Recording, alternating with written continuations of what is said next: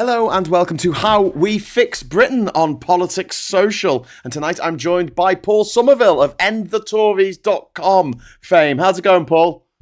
Hi, all good. Thank you for having me. Good. Sorry we're running a little bit late, but we're going to crack on. We might continue a bit later than normal to make up for it. But the idea is on this show is that we have a discussion, me and my guest, about something that my guest knows a lot about. In this case, it's social media with Paul. And we'll be offering ideas of how we can make Britain a better place in the future, how we can fix all of the terrible things the Tories have done. And we want your help to help us do that. So if you want to let us know in the chat any ideas that you've got, any things that annoy you about the current system, and I'm sure there is a lot of that. But first of all, Paul, I don't know if you saw the news today or yesterday, I think, but the Tories are not very happy now. Do you know why they're not very happy?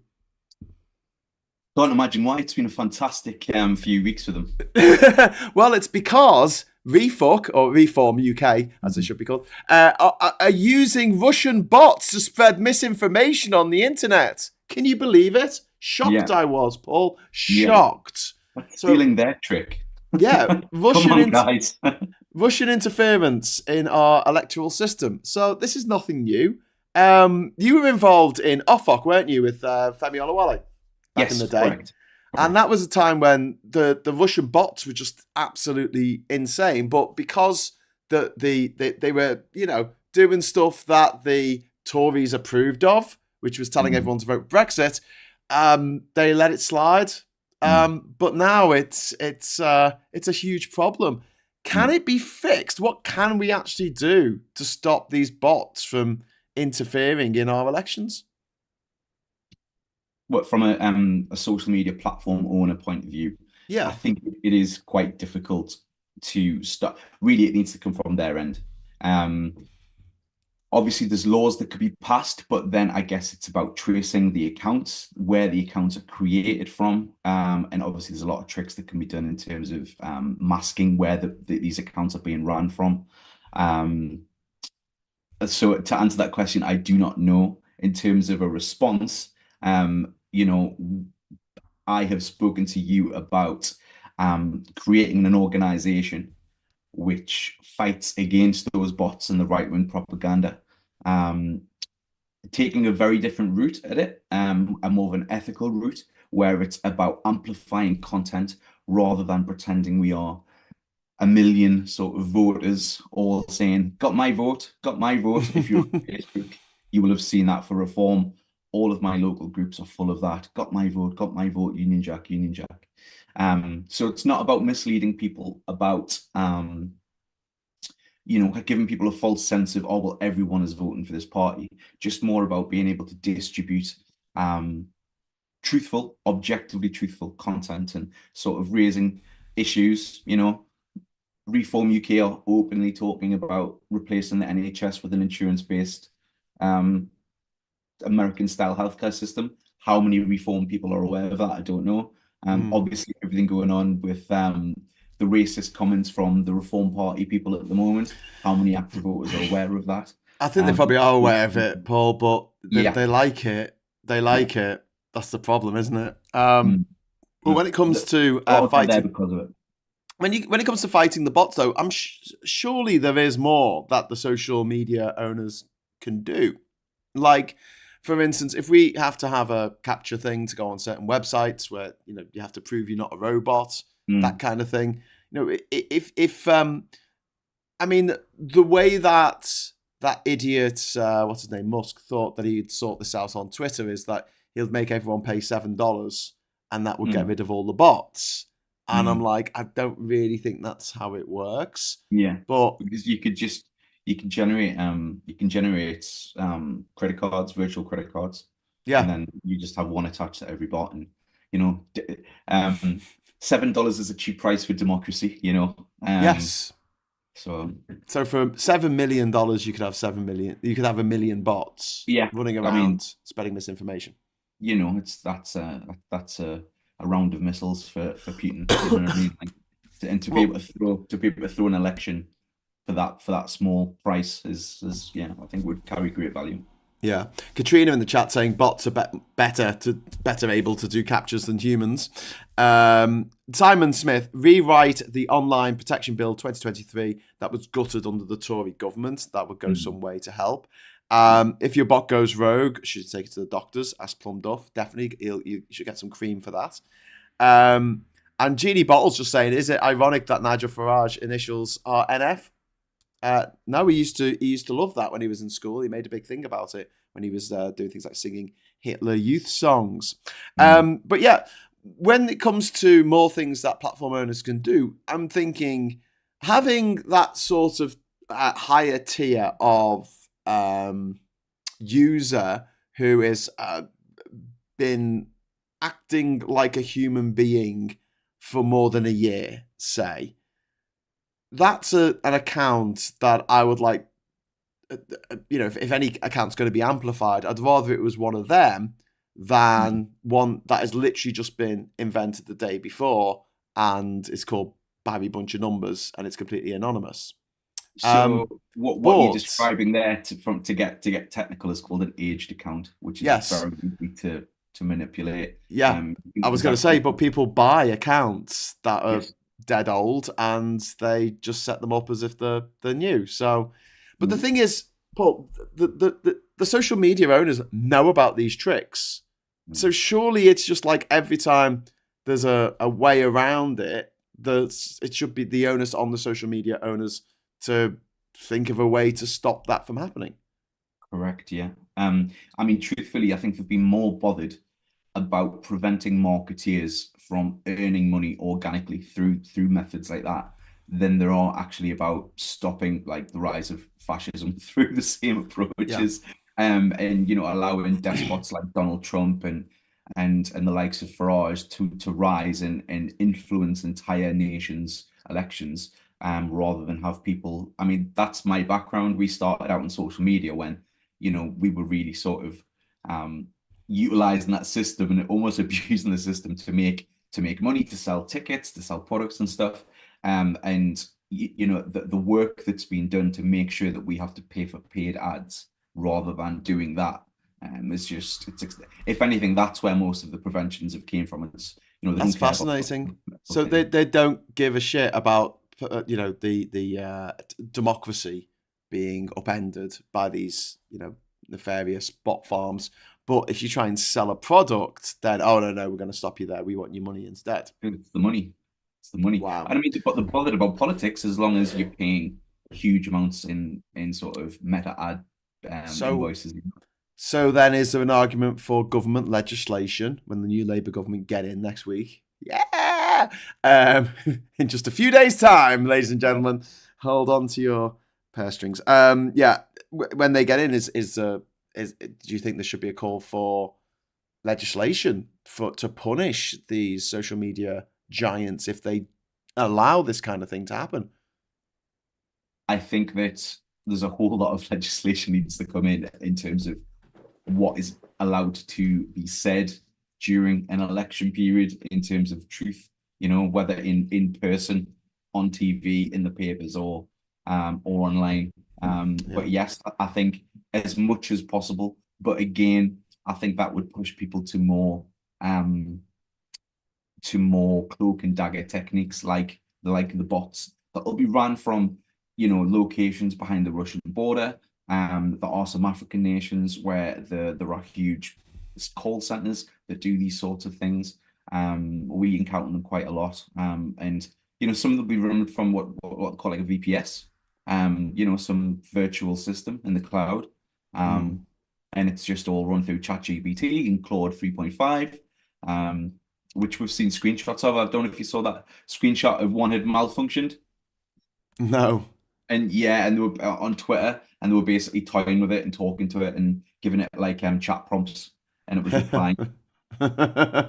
Ivan Ambrose, thank you so much. Very kind, generous super chat there. I had an interview this afternoon on the radio with Carol Vorderman praising Labour and criticising the Tories heavily. Yeah, Carol Vorderman absolutely can't stand the Tories, and she's made it her life mission, like ourselves, to make sure that they're not just beaten in this election, but they are absolutely crushed. They are ended, hence endthetories.com, which was our Yeah. original discussion, wasn't it? It was about it's not enough for them to be beaten this election. They really have to be crushed. But I think because we were talking about it before reform came in, and now you've got all these reform bots, like literally hundreds of thousands of reform bots are swarming social media at the moment. There was a report about it today from ABC in Australia, the Australian Broadcasting Corporation.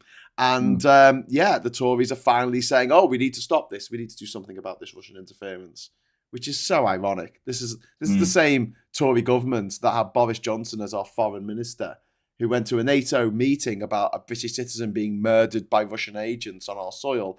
And he went straight from that meeting to an orgy with some KG that was being literally held by friends of Putin, by Russian oligarchs. I mean, if you or I did that, what would happen? We'd be in jail. That's it. Was it an actual? Yeah, that's the first time I've heard it was an orgy. Is that correct? Yeah. It was a bunga party. Yeah, it was a big sex party. Lots of cocaine and hookers. Miserable Russian prostitutes. Yeah, you can imagine. So he got rid of his security detail, and he was foreign secretary at the time. And apparently, the Tories tried to keep the people in the civil service and stuff. They tried to keep information away from him because they knew that he was as leaky as a sieve. And then they decided to make him prime minister, which is just remarkable. Do UK bots have to meet EU standards? Is a question that's just come in from Colin Thompson. And also, thank you very much to number 3 for the super chat. I'm still waiting for Panquake. Panquake? Panquake? What is Panquake? Search for it. I'm not doing a Google search in the middle of a live show. But thanks so much for the super chat there, Richard. I really appreciate it. And Jane's just turned up. Hi, Jane. How you doing? And so I'm seeing like a path where if it's an election period, right, at the moment, the way that the rules are is you have PERDA, so that if anyone on mainstream media mentions a particular candidate, they have to say the other candidates who are standing in that particular constituency, or say the other candidates who are standing are available on our website. Also, if you're working in the civil service, you can't make a video saying vote for Labour. You can't do a social media post to say vote for Labour. You have to remain impartial up to actually going into the voting booth, I guess. And all these rules are there. And then you've got the leafleting rules. As you know, I went leafleting last week with Ben Chambers, and we had to register with the Electoral Commission. We had to make sure that every flyer had an imprint and all this. We could have reached way more people in a targeted way with memes that are just a lie. And there is literally nothing in the Electoral Commission guidance or nothing in the electoral law in this country to stop us. And that to me is just absolutely bonkers. Well, for example, there's 2 things I want to bring up. First of all, the like objective lie that Farage is putting about the vetting service. So he's been able to like spout like unchecked that I've paid £144,000 for a vetting service and I've received nothing. And he's like atting the guy on Twitter.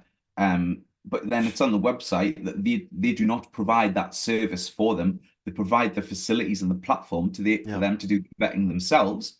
But he's allowed to blame someone else, and not one sort of news agency or the BBC have not fact checked him as he said it.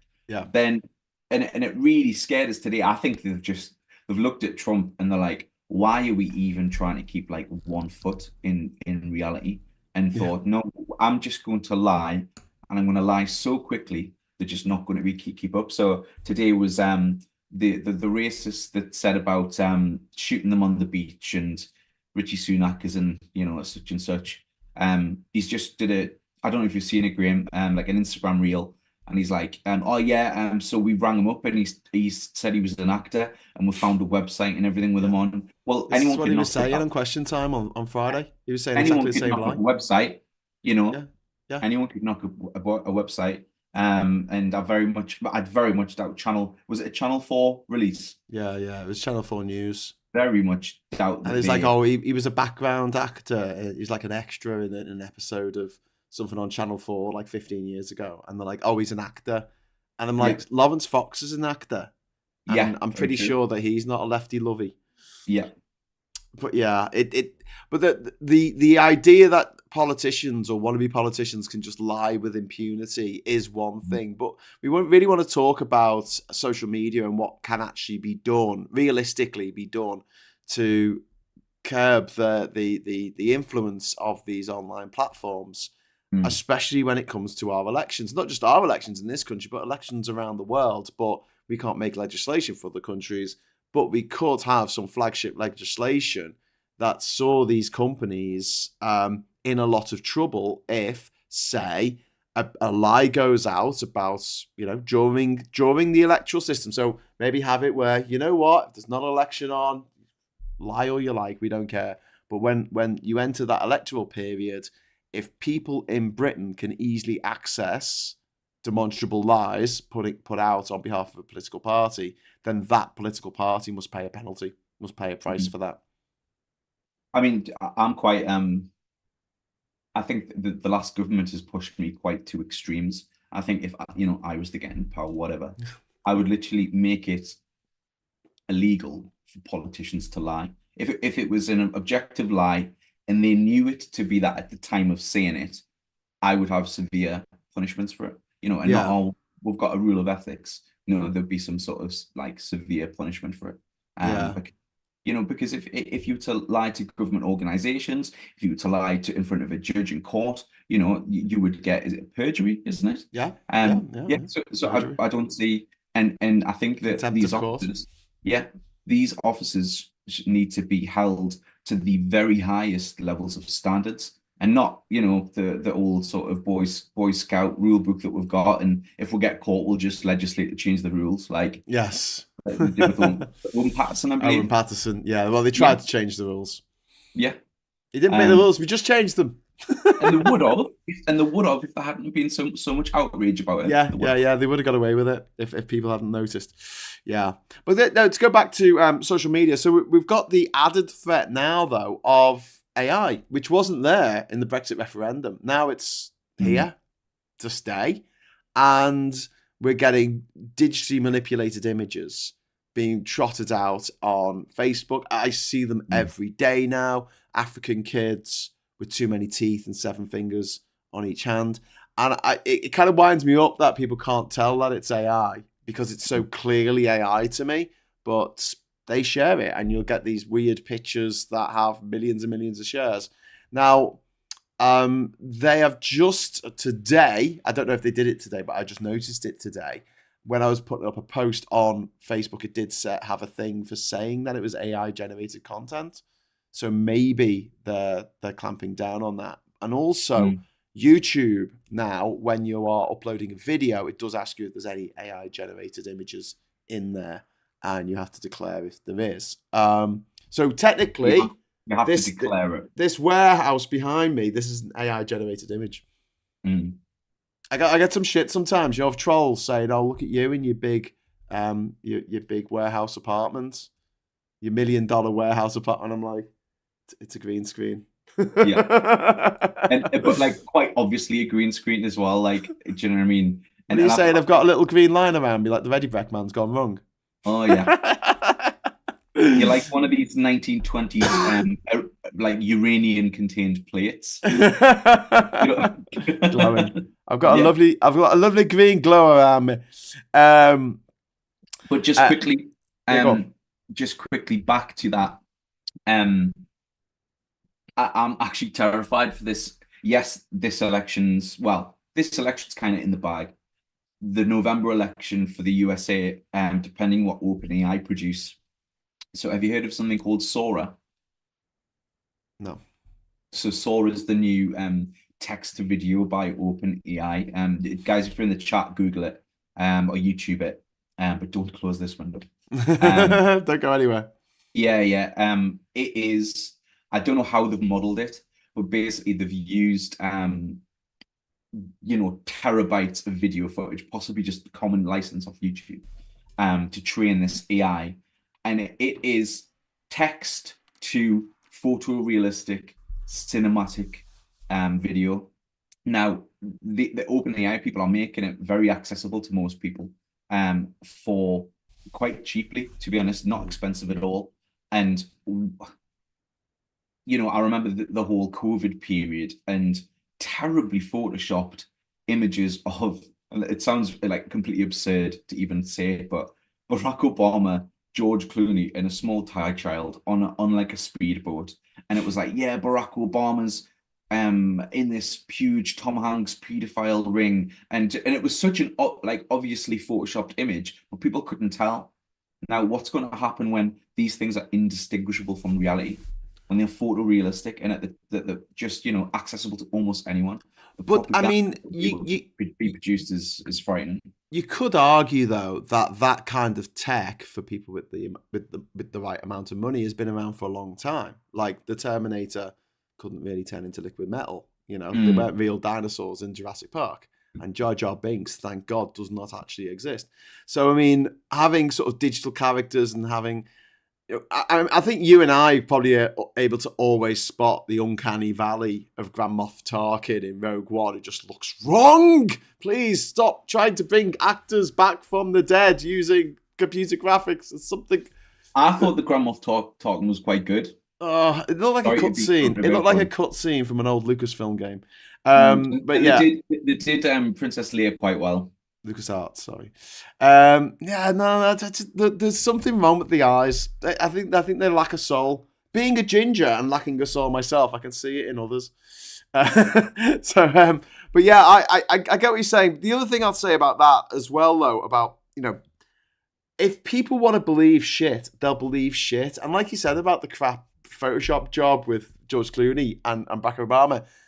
People will, if they want that to be true, they want that to be their reality, they'll warp anything they see to be their reality. I mean, I think this AI stuff just gives more tools to people who want to manipulate people in that way, but the people have got to want to be manipulated. But at the same time, I think that it should be the case, and this will cost the social media platforms a lot of money to do this. But we've got AI now. We can use this against AI. Yeah. They've got enough money to pay actual staff to do this. But if someone puts out information that is demonstrably untrue and it's not taken down within X many minutes, then that platform gets a fine, especially during an election when it could be critical to a party or an individual winning or not. But you say this, right? But look at the papers. Like, those have run for 100 years, and they're the worst perpetrators of it. And there's, like, even today, there's just non-stop drivel that's being released. And they won't ban it because that's their biggest weapon. The Tories won't ban it, but Labour's got a hit. Well, at least Starmer's got a history because he was the one who went after News International and helped shut down the News of the World, thank God, and put Andy Coulson in jail. Oh, well, started the process that put him in jail. Tim Ballum, thank you very much for the super chat. Evening all, what have I missed? Well, there was a last second goal in the football of regular time, so they went into extra time and they scored in the first minutes of extra time. So England are now through to the quarterfinals.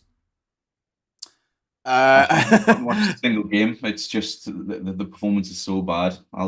Hopefully he's holding all the energy for later on in the tournament. That's what I heard. I was talking to Kat earlier, and she was like, "Oh, what I've read is they're holding back until the rest, so they've got all this energy for the rest." And I don't really get that because I always find, right?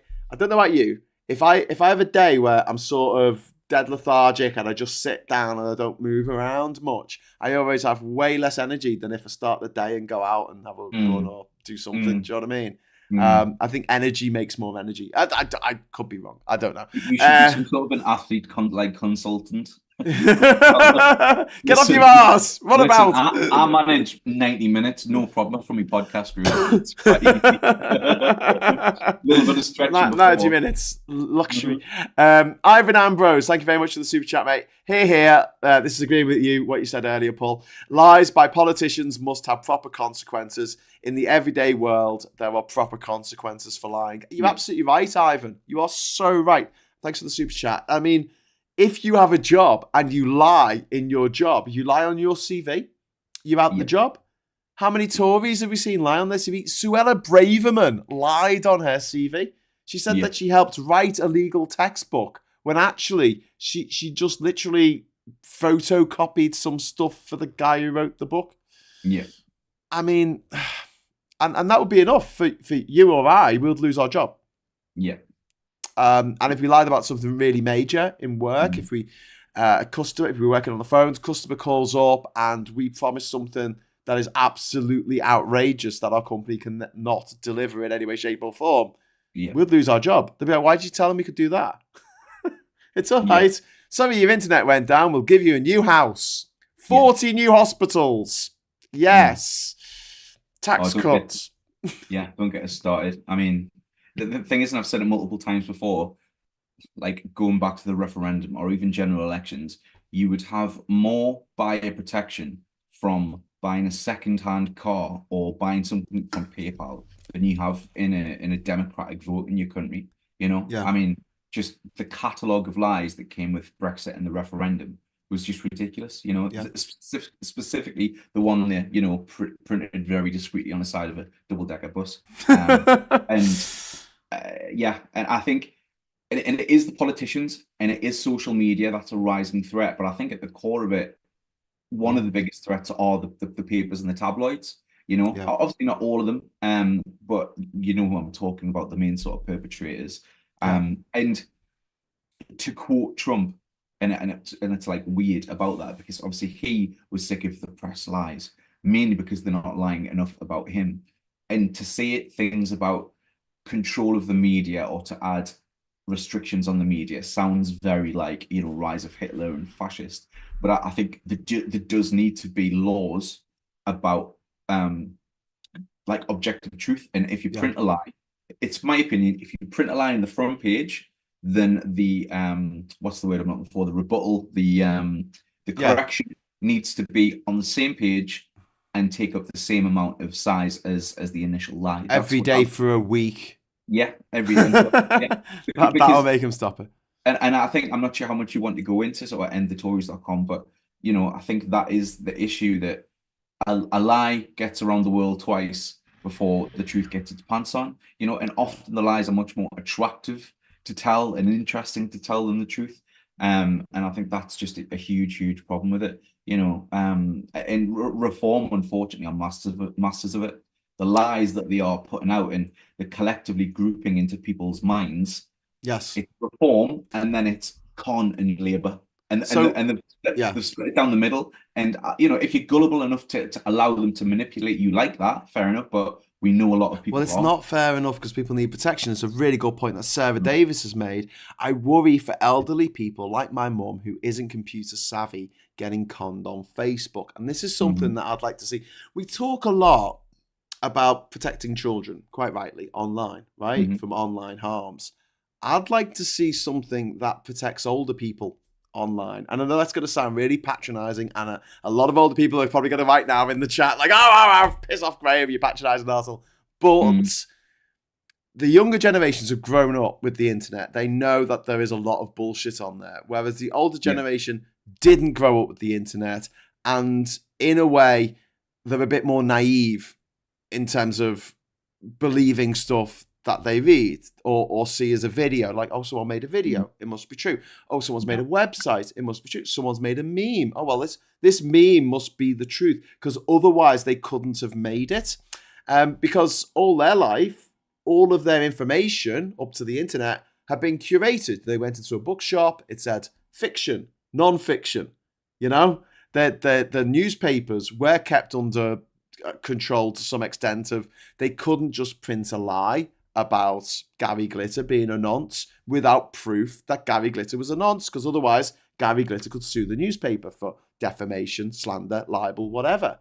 And that world's gone now. That world is gone. You can say anything you want on the internet anonymously, and like you say, it's got around the world twice before the truth's got its pants on. So I would like to see, you know, you sign up to Facebook, it asks you how old you are, and if you are over the age of 60, Facebook has an obligation not to give you, pump out misinformation in your direction. I'm sorry. Surely that should just be based on existing. Like, surely it should not matter on age, Well, it shouldn't, but I think that the older generation are much more vulnerable. And cons as well. Don't forget, I mean, there's a lot of internet cons that go on. And again, with con artists, older people tend to be more... well, I mean, look at Farage. He is the Nigerian prince sort of personified, isn't he? We've got $2 million here. All we need is your bank account details. Yeah. Well, Sarah's saying in the chat, my mum thought Prince Harry was speaking to her directly, and she was adamant that it was real. Do you know what I mean? A friend of my mum, who we, when you have close friends of your parents and you call them auntie and uncle, even though they're not related, and basically she thought my mum mentioned just in passing, oh, she's getting on really well with this Ukrainian soldier on TikTok who's been, and she sent him some money to help, and I'm like, whoa, no. Like 1 second. And basically they were doing the it's called a love trap sort of thing. And I'm like, has he ever spoken to her on the phone? No. I'm like, has he ever done a video call and met them? No. It's like, yeah, that person probably doesn't exist. So I had to stop that. But yeah, it's really pig butchering scam, isn't it? Where they fatten up the pig. Jamie Mack mentioned we need critical thinking in schools. And yeah, I massively agree. And media literacy as well. I found that school and GCSEs was one, like, it was basically like memorize this, repeat this. Yeah. The second I got into sixth form, it was more think about this. And I feel like if I hadn't had that slightly more higher education, I probably would have fell for a lot of the Brexit stuff and the Boris Johnson stuff. Because it really makes you think, well, why is this right? Okay, I know I've read that, but does test it on reality? Does that make sense?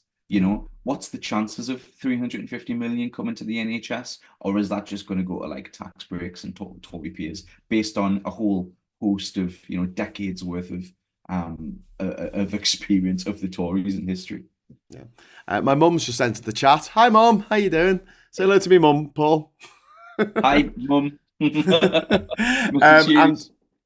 and Tim Ballum, thank you very much for the £5 super chat. Just had a look at Sora. All the videos have problems. I'm sure if I looked at it, I'd be like, "What's going on with all those fingers?" But what you think? All the videos have problems. Yeah, that's what Tim Ballum's saying in the chat. If you is it all from YouTube, or is there some other chat? I don't know. That's the message we got off Tim. It just said, I just had a look at Sora. All the videos have problems. ... Everyone's saying hello to me, Mum, now in the chat. My mum, who had a starring role in the latest episode of Mad Men. Sarah Davies. Hello, Sarah. Oh, hi. Oh, sorry, that's hi. Hi, Graham's mum. Not hi. So to go back to media literacy. Okay, let's start thinking about like outside the box a bit, right? So how about a thing where Facebook at the moment has been a bit better than it was. If you put out some fake news, you now get not reprimanded, but it'll tell you this was fake, and we've now taken it down, and it'll give you some information about why it was fake. They got quite serious about this during COVID, obviously, because there was a lot of misinformation about vaccines, misinformation about the effectiveness of masks and things like that that they needed to get on top of. Now, I would go a stage further. When someone has shared something that is not true, I think that the onus should be on Facebook to say, right, before you can do more Facebooking, my friend, my elderly friend, maybe not elderly, whatever, but you have to do a simple test. And it could be like, on the BBC end of the week, the quiz or something. It could be a picture and it'll say, is this AI? And the kid's got 7 fingers and it's stupid. It makes no sense. To make them look at it and go, yeah, that's AI. Or is this, do you think this is true? Would you share this story with your friends and just come up with some bullshit? And if they say yeah, say, well, look, we're not going to let you back on Facebook until you learn some media literacy. I don't know. Yeah. Like a capture thing, but for not being credulous. You could apply that to to voting in general, though. You know, it's actually frightening. Um, I got called a communist today. You know, I truly don't think people know the meaning of the word, especially in the States. It seems to just be you know, a word that's used as an insult rather than actually knowing what socialism or Yeah, communism means. yeah. The thing is, socialism can work with capitalism. It's a bit Mm, of yin and yang mm, together. If you have well-regulated capitalist society like they have in the Nordic countries, you can have a really good functioning society. yeah. But then you've got the unbridled capitalism, which is what the lunatics want, so the Heritage Foundation and 55 Tufton Street and all those wankers. And then you've got communism on the other end of the political spectrum. And the funny thing is about unbridled capitalism and communism is they both fail because of the exact same reason, and it's human greed. Human Mm, greed ruins both systems. yeah. They work maybe on paper. I didn't even like that expression, to be honest with you. I don't think they work on paper. I think they're just terrible, terrible ideas. Yeah. Um, you can't have the state running, micromanaging everyone's life in a totalitarian way. In the same way, Mm, you can't have companies, managing people's lives in a totalitarian way. But anyway, we're getting a little bit off topic here, but I'm going to yeah. bring it back because Puninator just dropped in a super chat. Thank you very much, Puninator. Really appreciated that. Buy your mum something nice, Graham. She deserves it. Oh, that's so nice. Thank you, Puninator. It's my mum's birthday next month, so I will be buying her something very nice with that, and probably a bit more. But I will buy her something nice from you, Puninator. Ivan Ambrose, thank you very much for the super chat. Good point from Sarah Davis, talking about was it your mum? Yeah, your mum thinking Prince Harry was talking to her. Good point from Sarah Davis. There were also vulnerabilities with some people with severe learning disabilities and also people who are not usually politically engaged. Yeah. It's the Wild West out there at the moment. And you'll think after 25 years plus of the internet, we would have sorted this out by now. But Mm. it seems to be something that, like we said earlier, Paul, you were saying, if there's money involved, they care, but if there's not, they're not really Mm. that asked. Well, as well, especially when they probably know, especially the Tories who've been in power, you know, social media was just emerging towards the end of the Labour Party, really. Um, when the Tories know that they're going to be using that tool in the next general election, they're not going to, you know, legislate against it. So Well, yeah, in I terms of don't. online misinformation and lies, you know. Yeah, yeah, but I mean, something needs to be done. Mm, I think that what's happening with the reform bots at the moment, which could really skew the election results. I don't think reform are going to win any seats, or maybe they'll win a handful, if that. But I think just like the Brexit referendum 8 years ago, I think mm, this is exactly, they're doing exactly the same thing. They use that as a petri dish mm, to test out the systems ahead of the American election that year that Trump won. And I think they're going to do exactly the same thing this time.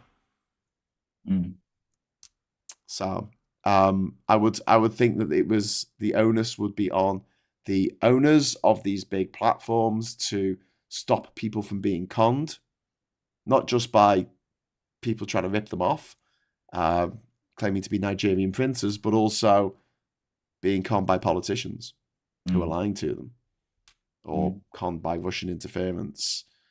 It, Um, as well, I think it gets to the point, like I've got uncles that were obviously like heavy Brexiteers and argued relentlessly for 5 years about it all. And then, you know, they will quietly admit to me behind closed doors when they see me in person, you know, you can guess it was the immigration issue that they were mm, most concerned about and stuff, or had been riled up about enough to be most concerned about it. And they'll privately admit to me, I'm like, you know, the immigration situation in terms of boat crossings, for example, because that's a very theatrical, very, you know, tangible, visible part of it, is worse than ever. And I'm like, he's like, yeah, yeah. He's like, I know I've been lied to, but I would do it again. I would vote for it again, even though he's been lied to.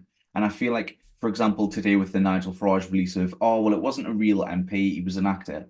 I feel like a lot of them are like cluck or reaching out for the lies. mm, Lie to me so I've got something to parrot. Lie to me so I've got a defense. The situation with the bleach and Donald Trump.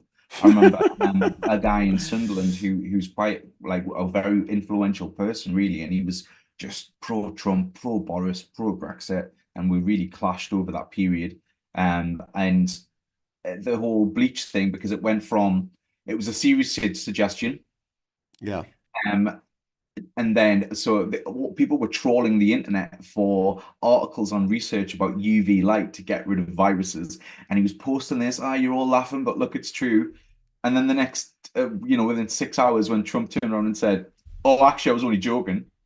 I was Yeah. like, "Well, don't you look stupid now?" And then that change. It was the mental gymnastics, and people are just desperately wanting to be lied to so they can save face, basically, and just Yeah. parrot those lies, Well, I mean, which is a phenomenon, because the yeah. second someone lied to me, that would be it. I'd lose trust.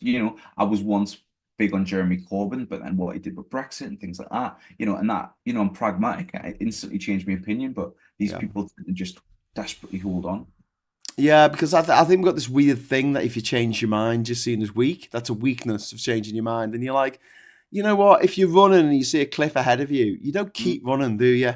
You stop because there's a bloody cliff in front of you. Don't be an idiot. And if the circumstances Mm. change, if the information presented to you changes, yeah, change your mind. So let's talk about endthetories.com. So this was an Yes. idea that you had, God, it must have been a couple of months ago now, where we were talking about the way that the right are using these bot farms. And I thought what was very interesting, what came out this weekend, I mentioned it earlier, was that the Tories are now getting upset with Reform using these bots, using AI generated content, using AI bots to converse with people so people think they're actually talking to a real person. They're not. They're talking to a bot that's programmed to say things that sound human and also vote Reform, which isn't something that a normal human would say. And so the Tories are now getting upset about this. And I was thinking about this in terms of endthetories.com, because we're going to be using automated services, not to pretend to be a real person who's, saying they're going to vote for Labour or vote for the Lib Dems or whatever, but to amplify the messages that are already being sent out by the likes of Carol Vorderman or Marina Perkis or Femi or ourselves. So it gets under the noses of people who wouldn't normally see it. So you've obviously got your For You feed, you have your Facebook, everyone watching this has an account, everyone who's in the chat anyway, has an account on YouTube, and when you watch my video, it will naturally select something that other people who watch this channel also watch, which will be Phil on a different bias. It will be Maximilian Robespierre. It will be Femi Olawale. It will be, all these different people making similar content that people who watch this channel also tend to watch that channel as well. That creates these bubbles, these social media bubbles, that you don't see what the other side's saying. Now, something that annoys me is that people go to me, "Oh, you're in an echo chamber," and I'm like, well, we do have the tabloids, and Lawrence Fox is a thing, and Elon Musk currently owns Twitter, so I do get to hear the lunacy of the other side, but a lot of people don't get to hear or see the sensible stuff, the reasoned facts that they should possibly use in order to have a more educated vote. So do you see a system? Do you see that if endthetories.com is particularly successful, do you see it as a bit of a Trojan horse for getting these regulations in? Because we'll be upsetting the right people by doing it. Because, like I said, with the Tories, they're happy if the bots are helping them, but as soon as the bots aren't helping them and are actually causing them a headache, suddenly it's, we need regulation. I think no. I don't think simply, but I mean, what we're doing is very different from what they're doing. We won't be using bots per se, but just a way to amplify, as you've already said, that truthful content. So instead of, Carol getting, an amazing 500,000 impressions on a post, we can scale that up to 20 million, over the course of a couple of days or a week, and to just give complete saturation and amplification to the right content, and not necessarily our message. We're being very ethical about it, just because I think even with the whole Brexit thing, I wasn't particularly in love with the European Union. For No, me, never was I. it was very clear that one side was lying Yeah. and one side was trying to be as truthful as scientific, or whatever you To a would fault. consider. And well, no, like if you have the world's economists all look at something and they give a very strong answer to one side, then I would say that that's the educated answer, and then Yeah. you'd have, and on the other side we've got Dave from the Red Line. What do you think about the economy and how it's going to go? And that's what I think got me into the debate. So the pursuit of truth without sounding, too chivalrous and all that sort of stuff. So when we do this, I'm not looking to persuade or influence people through unethical ways, and to give people a false sense of oh well, there's a thousand people in my town voting reform or for this particular party, I'm just going to go with the crowd. It's to take the evidence and present Yeah. it to them. Hey, this issue is being underreported. I think you should know more about it. Because would how many people would actually be voting for reform if they knew the attitudes about the privatization of the NHS? Yeah. How many Well, people actually that's would? what they exist for, isn't it? Yeah, I'm sure they would complete. And I mean, the attitudes on they're literally a walking nightmare. The attitudes to climate change. I'm sick of Yeah. Richard. Is it Richard Tice? Peter Tice? Richard Richard Tice. Tice. Richard Tice. Sick of seeing him talk about, well, climate change happens anyway, and it's too expensive to stop. So what we're going to have to do is we're going to have to just adapt as it gets worse. No, like that's not. It's going to hit a tipping point. It's going to Yeah. hit a tipping point that we will not be able to stop. So yeah, just hear him speak, sort of spout unchecked lies is really frustrating. And to be able to counter that with information Yeah. would be our goal. We've got a super chat that's come in from Darren Christian there. Thank you so much, Darren. That's really kind of you. Rationalization and denial. Psychological defense mechanisms manipulated by the skilled grifter, which is true. I was sort of Phil, I think about this the other day, where if someone cons, if one of your friends is being conned and you tell them they're being conned, once they find out, they're more likely to forgive the person who conned them before you, because you made them feel silly. You made them feel stupid. Yeah. And that's human psychology. It's frustrating as hell. How to win friends and influence people. You've got to sort of let them realize. But Jesus Christ, Graham, I mean, we've tried, and there's only so many years you can do it without just hitting your head off a wall at some point. And and they're like moths to a flame. They're like moths to a flame. Like Farage objectively lied, is a major part of why people are worse off now. The minute he emerges, again, they're just all my uncles, right? Pants down, just pull them up when you're done. Yet again, and it's Crick, it's Nigel, pants down, lads. Yeah, just fasten your belt when you're done, and it's the equivalent of you hear about these rogue builders and stuff, and driveways and roofers and all that sort of stuff, and it's like being scammed once, and then he comes back the next week and just tries something again. Oh yeah, no problem. I'll write that. In fact, just take the check. It's like he's already scammed you once. How are you allowing it to happen again? Because people are just weird. As anyone who's watched the final episode of Baby Reindeer will be able to testify. Oh my God. Spoilers, obviously, for people who haven't watched it. Have you seen Baby Reindeer? Yes. Yeah. I had a super weird interaction in Newcastle. I got in after my birthday, we were in a cafe waiting for my girlfriend's train, and we got into a political chat shock with just general people dotted around the cafe, and Trump, that election, the court cases and whatnot. And one guy had been there. This guy walked in, and I swear to God, he sounded exactly like the male version of the woman out of Baby Reindeer. I was just else noticing this. It's crazy. The exact accent, intonation, everything. Oh my God. That'd be quite a good switcheroo, actually, if that was the actual person and it wasn't that woman who was on Never Piers know. Morgan who claiming, and the guy who did the show, he could be just like, actually, it wasn't you because it wasn't a woman. So go away Yeah. now. Number 3, thank you very much for the £2 super chat. Which Russian fans destabilised the UK?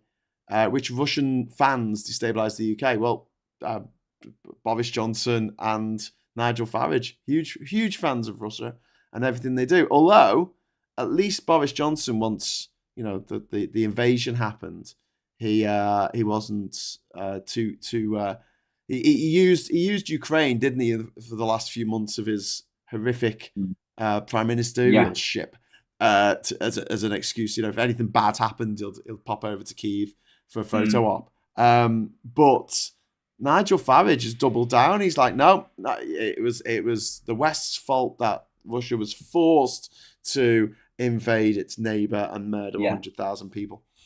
Yeah. So yeah, we just we got to finish up. So that went quick, didn't it? Just to go back to the endthetories.com.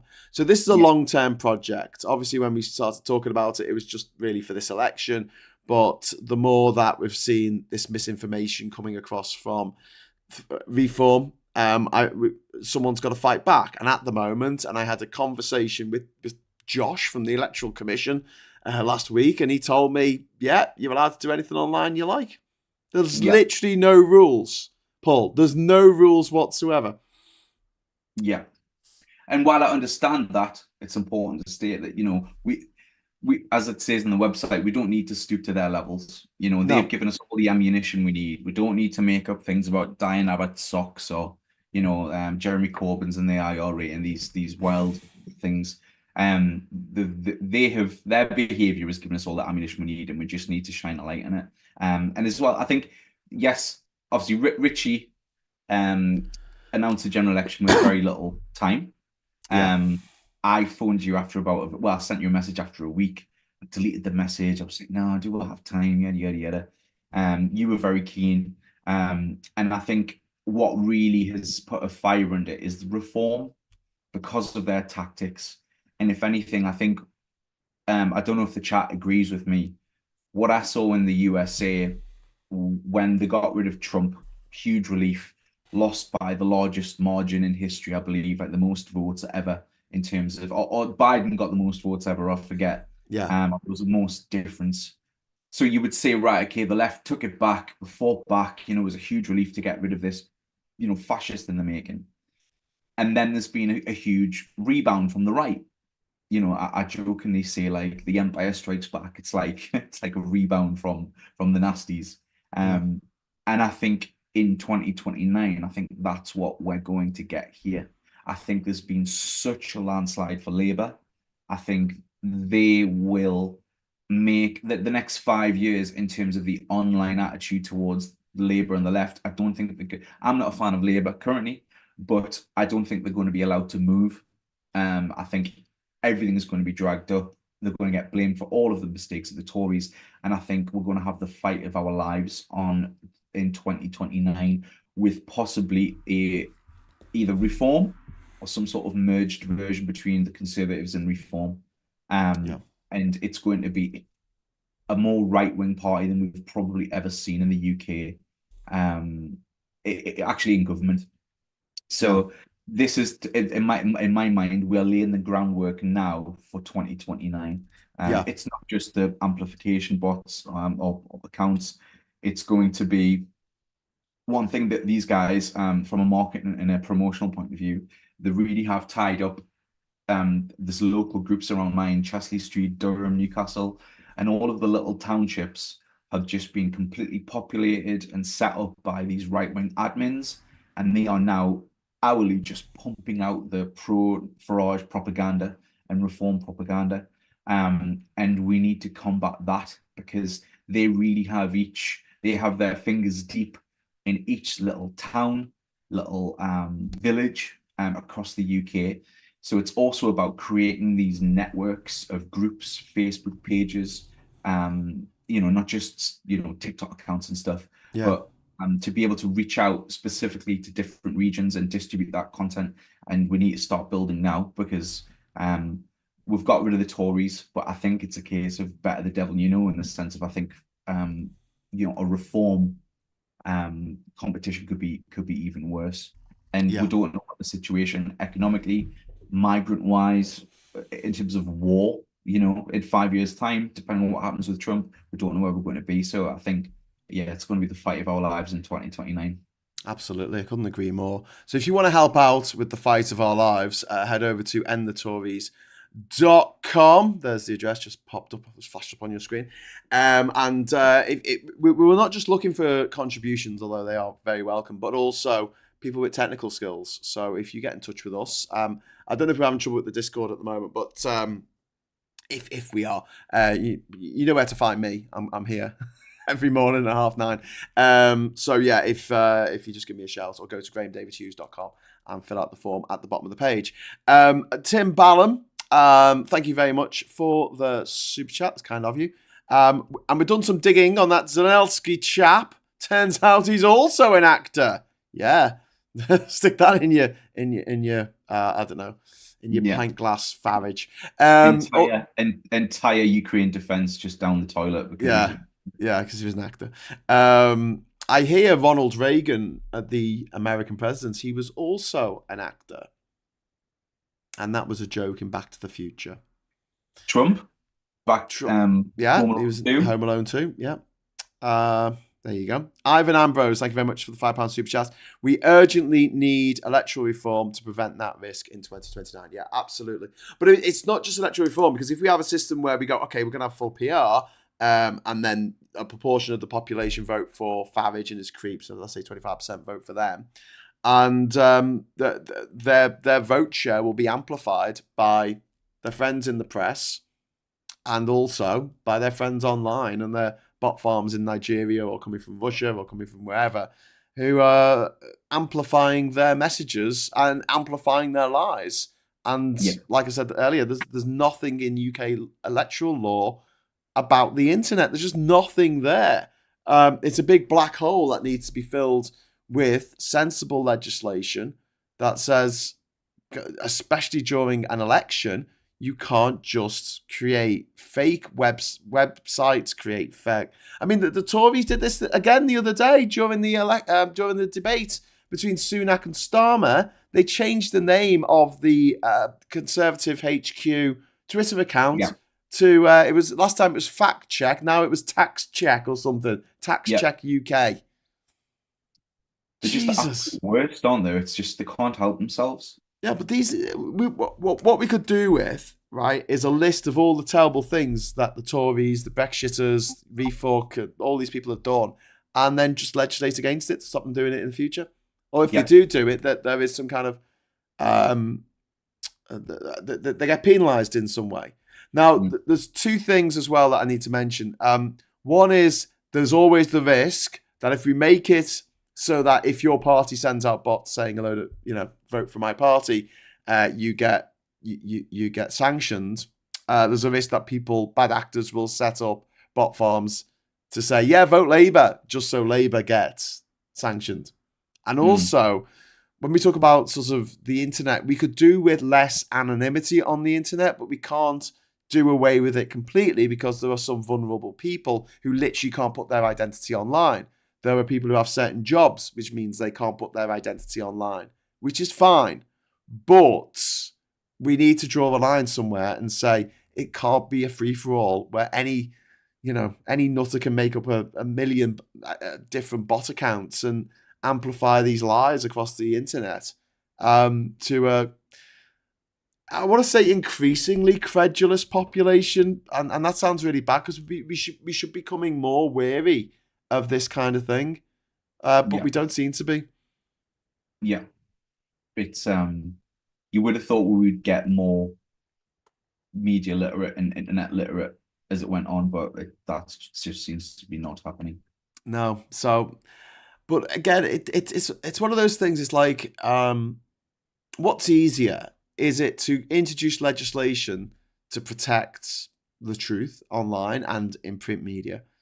Or is it easier to educate 70 million people into being a bit more savvy on the internet. I think the first one's a lot easier, especially if you just won a massive landslide election on Thursday.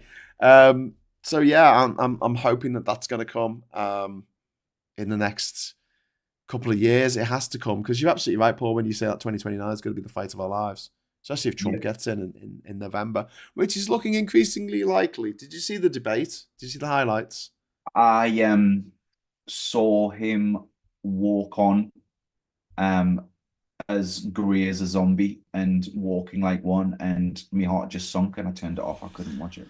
I've now seen the numerous clips and what have you. And if Trump gets in, that like they and they alone will be responsible for it, because it's criminal. It's actually criminal now.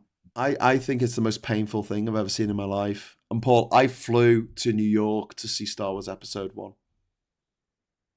That's how painful it was. Come on, Graham. The stakes are high here. Things are serious.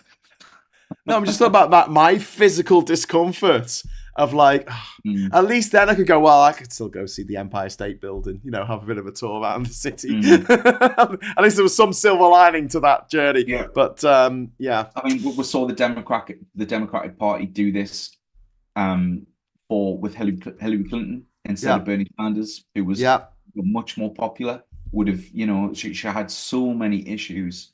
But if you said anything, Paul, you were told, shut up. You're not helping. You need to get behind Hillary. And I'm like, I did get that, that when she was the candidate. But at the same time, before she was the candidate, it was like, is this who you're going for against Trump? Yeah. But they just thought that it was in the bag. They just were like, it is in the bag. Shut up, everyone. And yeah. And if he gets in, it's solely because of Ron Biden. I quite liked Hillary, by the way. I know this is probably an unpopular opinion, but I thought she would have made a really good she was really good certainly president. a much stronger statesman, 100%. Yeah. Whereas, I mean, that performance from Biden was beyond shocking, and I can't see how anyone now in the Democrat Party can be like, yeah, this is our guy. They've got to have a word. There has to be an announcement tomorrow. Or now, there's one thing I can't understand. Now, I want to actually, put it out there and put it in writing, and you can correct us if I'm wrong. I said there has to be a bait and switch. There has to be and if anything, the first candidate needs to take all needs to be the shield to the slander, and to get as far down the path as possible and take all the bullets, because whoever the Democrats put in would be hated by 50% of the population come November because of Trump. He would have had a sleazy little nickname for him. There would have been conspiracy theories. Within a month, there would have been, running a paedophile gang, like all of, sex trafficking, all the things. In the basement of a pizza restaurant. Oh, he's being paid by China and Ukraine and George Soros and Jewish space lasers and all this sort of stuff. And I think get as far down the line as possible and then switch. And because I think the stats are basically anyone apart from Biden beats him comfortably, like anyone. Yeah. Well, this is it. I'm feeling very 2019 at the moment. UK 2019. There was an elderly man leading a party who definitely would not win that election. And every time I said he's not going to win the election, everyone jumped down my throat and said, "Shut up, Graham. He's going to win." And I'm like, but the polls show that he's not going to win, and he's not popular. And I mean, with Biden, I think that debate was the nail in his coffin. And then the next day he read off a teleprompter and he was really good. And they're like, "Oh, look, see, he's fine." And I'm like, "He's reading off a teleprompter." And obviously they're just giving him some zip. And Xeno zip, giving him a bit of Coke. I think it's have a bump of this, Joe. Well, on that matter, the state, like I thought, because Trump was talking about dropping out because he didn't want to face him. And there were so many open goals with Trump. I think that's been the frustrating situation. Yeah. And the State of the Union Biden would have ripped him a new one. He would have had fun with him. It would have been like watching a cat play with a mouse. But this guy, I don't know whether there was some sort of stimulants involved in the first one, but I feel like it's either that or, in this case, there's just been a rapid decline in the past week. I mean, the man looked They said they had a cold.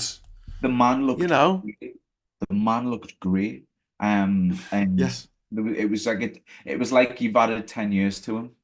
Yeah. It So was. I did a live watch party at 2 a.m, mate, and it was just.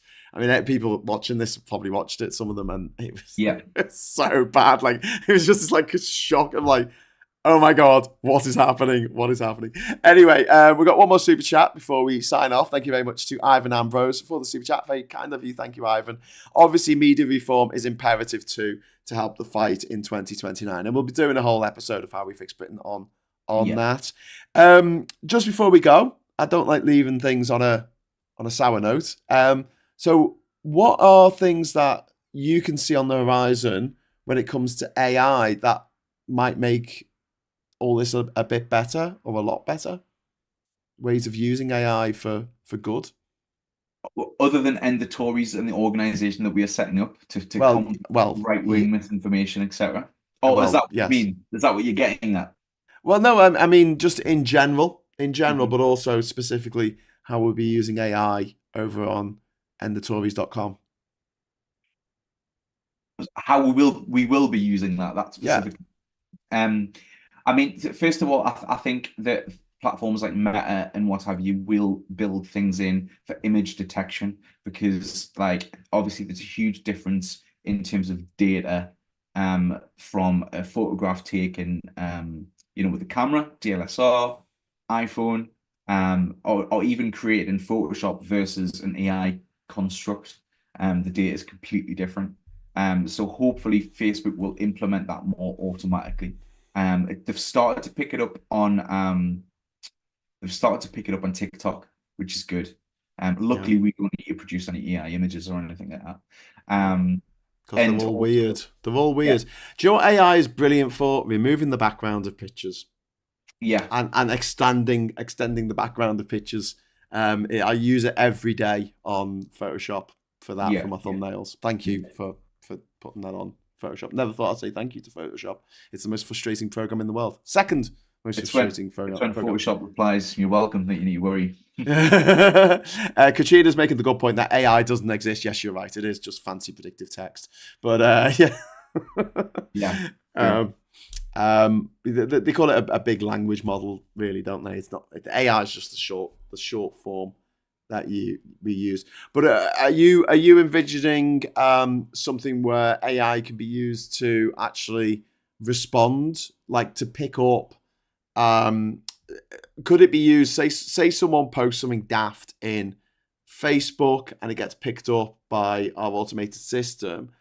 Could we use AI to respond to that specifically and say, this isn't true, here are the facts, and then post something that Yes. has the facts? Now we could use bots to do that. We would have to respond to the text. Yes. Yes. If I wanted to, which I think would be pretty reasonable, I could set it to read. So we could pick like 100 sources, Mm. and it would have to be text based. So it might struggle to read images. Like let's say if it was an image with text on, but if it was a physical text written post, we could read the post, assess it in terms of like have the AI fact check it, and then I could get 1,000 accounts to say this isn't true because Yeah. if we wanted to. That would be bloody brilliant. Yeah, an army of fact checkers. An automated army of fact checkers. But we'd Mm. have to get our facts straight because the Yes. worst thing ever would be we put something out and what we're Mm. putting out as the truth isn't true because that would Yeah. obviously torpedo our credibility and we don't want to do that. But Yeah. yeah, there are tools now available to us that weren't available a couple of years ago to fight what they're doing. And I think that if you watching this, want to help with sorting that, I know a lot of you are already given to endthetories.com, but if you would like to give something or you'd like to get involved in what we're planning, like I say, this is going to go on after the election, and Yeah. we're going to keep it up and not just use it against necessarily like Reform or the Tories. We're also going to be using it against newspapers, putting out absolute bullshit news stories and making sure that gets fact checked as well. I So think our targets are obviously the Tories, that's campaign number one, and that's the name for the website currently. General online misinformation, the rise of fascism. Once we're done sort of once we're established more in the UK, we're going to look towards the US general election and try and help there. So rise of fascism, and we're also looking at anti-intellectualism. Scientists and economists have been hounded, and also climate change denial, and especially when it's clear rubbish that's being put out there, and we're just going to amplify a little bit more climate science. And anti-electric car memes are my current bane of my existence on Really? Facebook. They drive me up the wall because we've got an electric car. It costs £3. It costs £3 to get to Liverpool. I keep telling people this, and they're like, but I'm like, but nothing. Shut up. End of. It costs £3. Yeah, but what about this? I don't. The very end. I've won. Give up. There's always that. Oh well, it costs so much to battery. It's like, I think the way I understand it, the carbon footprint initially is higher than a standard car, but over time, it's over 3 years. It's much lower. And then it's nothing after that, zero. After the first 3 years, it's zero. Okay, as long as you're powering it up with renewable energy. Okay, Paul, thank you so much for joining us this evening on How We Fix Britain, our little discussion there about social media and AI and the threats and opportunities that present themselves. Thank you so much for having me. You're very welcome. And everyone watching, again, I will keep pushing this. endthetories.com is the website that you want to head over to, and that Paul built. And you'll be setting up this. And also, we'll be obviously promoting it more on this channel after the election and dipping into what we're up to show, our progress reports and things like that, and sharing that with you. So are you able to let's get fact checking. Yeah. And if anyone wants to give us a fat check, someone just did. Tim, thank you very much for the super chat. Graham, Adobe are using your images and videos to train their AI. Check their new T's and C's. Yes, I know. Sounds about right. Yeah. What can I say? What can I do? It's all horrible. They will get away with whatever they want to get away with. But Adobe, for a moment, it looked like Adobe were taking possession of all of your images and making them available to anyone who wanted them. But I do think it's only if you put it up on the cloud. So top tip, don't use the cloud. Just buy yourself a hard drive and put all your images on that. Store it locally. Keep it secret. Keep it safe. Okay, mate. Paul, thank you so much. And next time I'll speak to you on this channel, at least we should be free of the Tories. Are you available on Friday night? Yes. Well, yes. If you want to come on our Politics Social show on Friday, you'll be very welcome to do so. I'm going to be knackered because I'm staying up all night on Thursday. You little wild person. Well, I'm going to be doing a 12-hour live stream. It's going to be epic. Anyway, Ivan says, thanks, Graham and Paul. A great stream this evening. Yeah. You're very welcome. Thanks, everyone. Thanks, everyone in the chat. Thank you. I'll be back in the morning at 9:30 with Morning Brew. And until then, I'll say thanks for watching. Give us a like on the way out. Hello, good evening, welcome, and goodbye. Thanks.